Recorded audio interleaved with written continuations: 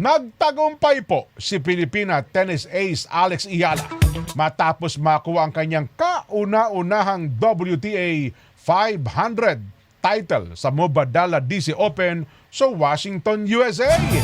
Tinalo po ni Iyala ang world number 3 na si Jessica Pegula. Score 4-6, 6-4 at 6-0. Yung una kasi talo siya, no? Unang set, 4-6. Yun. Naitala po ang laban dahil sa, naantala daw po yung laban dahil sa malakas na ulan. Pero pagkabalik ng laro, yun, momentum na si Iyala, pare ko. At tuluyan na pong tinalo itong si Pegula.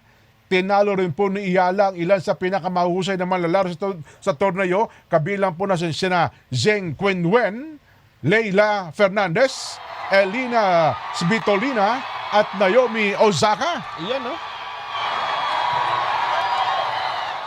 Ayun. Dahil po sa tagumpay na ito, inaasang papasok si Iyala sa top 20 ng WTA ranking at susunod na sasabak naman sa Canadian Open sa Toronto.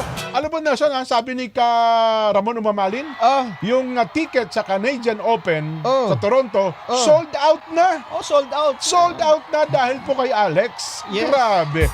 Sa dami rin daw ng mga Pilipino sa Canada, pinakyaw na yata nila yung ticket. At dahil sa naging championship campaign ni Iyala sa Mubadala DC Open, umangat na po sa yun. Nabanggit na po natin. Nasa WTA World Rankings na po na si Alex Iyala!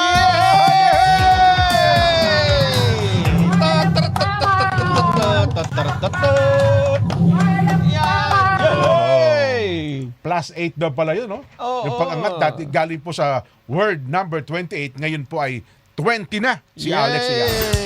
Talagang historical po ito sa kasaysayan ng tennis sa Pilipinas.